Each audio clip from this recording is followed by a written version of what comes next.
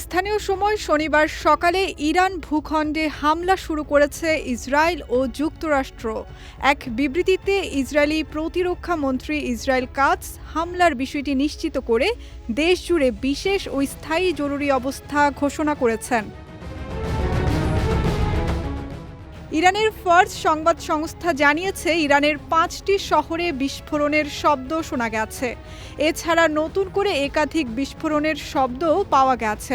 দুপুরের দিকে ইলাম শহরের পশ্চিম ও দক্ষিণাঞ্চলে বিস্ফোরণের শব্দ শোনা গেছে বলে বার্তা সংস্থা ইরনা জানিয়েছে। এদিকে ইরানের সর্বোচ্চ নেতা আয়াতুল্লাহ আলী খামেনির অফিস টার্গেট করেও হামলা চালানো হয়েছে।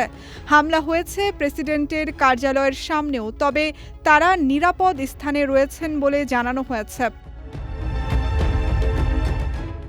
ইরানের এক কর্মকর্তার বরাত দিয়ে রয়টার্স জানিয়েছে, ইরানের সর্বোচ্চ নেতা আয়াতুল্লাহ আলী খামেনি তেহরানে নেই এবং তাকে নিরাপদ স্থানে সরিয়ে নেওয়া হয়েছে। তার বর্তমান অবস্থান সরকারিভাবে গোপন রাখা হয়েছে।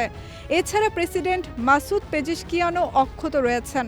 অন্যদিকে ইরানে হামলার পর আকাশসীমা বন্ধ করে দিয়েছে ইসরায়েল। সব ধরনের বেসামরিক ফ্লাইটও বাতিল করা হয়েছে। সঙ্গীতা শাহ, বিজয় টিভি, নিউজ ডেস্ক।